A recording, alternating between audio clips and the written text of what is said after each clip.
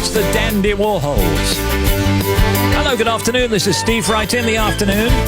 In the next hour, your summer shouts. We've got the socials. Taron Egerton today. Showbiz, Hugh Bonneville, Dolly Parton, and the factoids, of course. There's Tim Smith, Bobby Pryor, Mike Powell, Nick Hatton. And Nick and Ava Speakman, the TV therapists and life coaches that got their new book, Upgrade Your Life. All on The Big Show.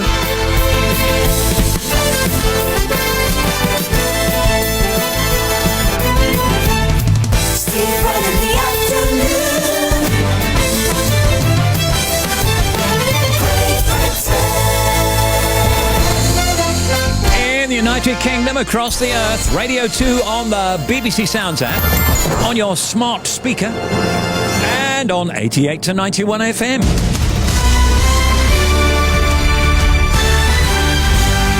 BBC News at 4 o'clock. This is Mike Powell. A Cabinet Office minister has confirmed that Boris Johnson knew of a complaint against the MP Chris Pincher before appointing him as Deputy Chief Whip.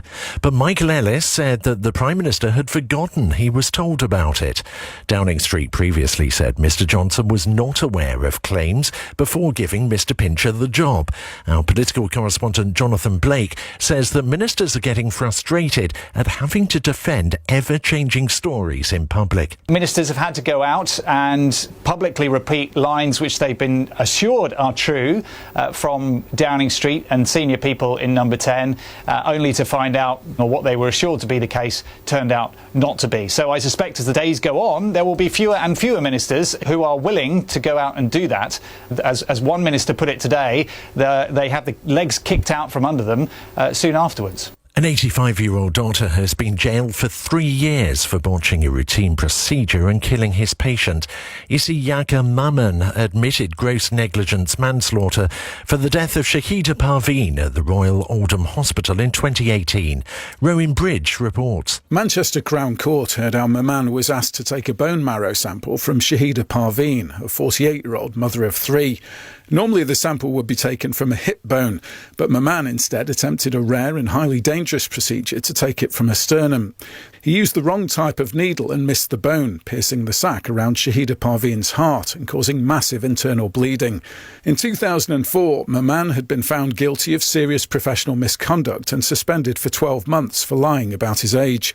He was sacked but then re-employed in 2006 after being restored to the medical register. A public inquiry into a fatal police shooting of an unarmed man in North London has found that he was lawfully killed. Police fired on Jermaine Baker, who was 28, as he tried to help an inmate escape a prison van in December 2015. Around 50,000 people in Sydney have been asked to leave their homes because of flooding. More than 8 months of rain have fallen there in just 4 days. In parts of the Greater Sydney area, roads have become submerged and people can only get around by boat. These residents in a suburb of the city described how they were coping. Of course I've had enough. You'd have to be an idiot, wouldn't you? It's all over. I'm going to move. Too old. Absolutely devastating. It's really hard. We're just doing one day at a time, getting through it. We've got a lot of family that have come and helping, so that's really good. We've got grandkids that are helping, so we'll get through it. The Prince of Wales has told the BBC he's frustrated that the climate crisis does not get enough coverage during weather reporting. Prince Charles voiced his concerns on a visit with the Duchess of Cornwall to the new headquarters of BBC Wales. He said it was critical to include an understanding of global warming in reports. BBC News, it's 3 minutes past 4. Cheers, Mike. Sport now, here's Nick Hatton. Thank you, Steve. England's cricketers completed a record chase of 378 to beat India in rapid time on the final morning of the 5th Test at Edgbaston. Centuries from Joe Root and Johnny Bairstow took England to the highest successful pursuit in Test cricket and the 9th largest in the history of the game. The 7-wicket win sees the delayed series end in a 2-2 draw. Defending men's champion Novak Djokovic is facing a real battle to reach the semi-finals at Wimbledon. He's facing Italy's Yannick Sinner on centre court. He's lost the opening 2 sets but has just rallied to win the third. Well, Britain's Cameron Norrie is just underway on court one. He's up against David Goffin in the last 8.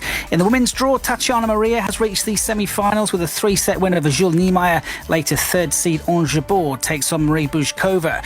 Manchester United have signed fullback Tyrell Malacia from Feyenoord on a 4-year contract. That move will cost United £13 million. And Christophe Gaultier has been named Paris Saint-Germain's new manager. It's after the departure of Maurizio Pochettino today. Thank you.